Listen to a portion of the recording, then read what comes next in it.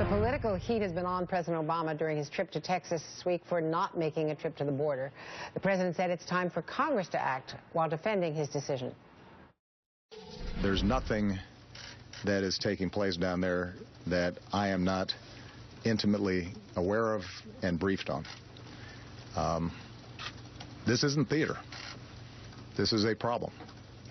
I'm not interested in photo ops. I'm interested in solving a problem. I'm joined now by Congressman Castro of Texas. Congressman, thanks very much for being with us.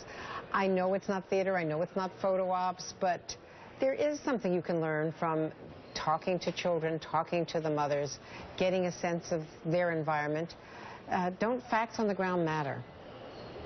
Sure, and I think if the president feels that going down to the border and visiting with folks would be helpful to his understanding of the problem and the situation, then he will have a chance to go down there. This week was not his last chance to go to the border.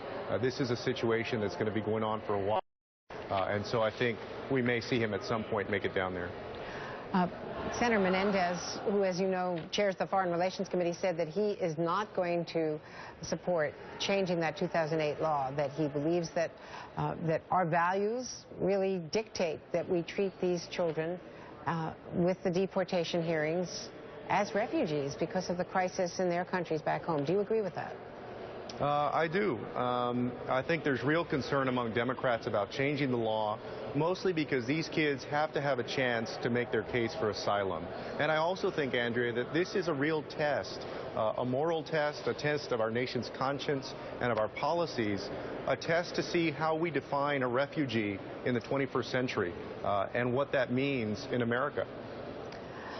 How did this build to the extent where it has become a full-blown border crisis without the White House seemingly being aware? They say that they were very busy and actively engaged from May to June, but it really has been building all year. Sure. Well, I think that, you know, if Congress had passed comprehensive immigration reform a year ago or 2 years ago, a lot of the situation that you see that's developed would not have developed. There would have been resources for international cooperation, for development, and also for border security in the kind that we're talking about in this supplemental appropriation. So I think we can't give Congress a pass by putting all the blame on the president. Congress right now is like a spectator on the bench watching a basketball game, just not doing anything but criticizing. They've got to get onto the field and start actually doing something. You know that this term in Congress has been the least productive term in American congressional history since we've been keeping record. So we need to make sure that Congress is part of governing this country. Well, fair point. And is there any chance that the $3.7 billion supplemental will be on speedily? In fact, before they leave, before you all go for the August recess? That's a great question. I hope so. I hope we do take action and that we can find agreement between the House and the Senate. Look, after July 31st, we're only in session 26 days the last 5 months of the year.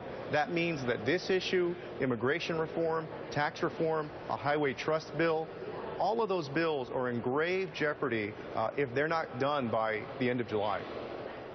Thank you so much, Congressman Castro. Thanks for being with us.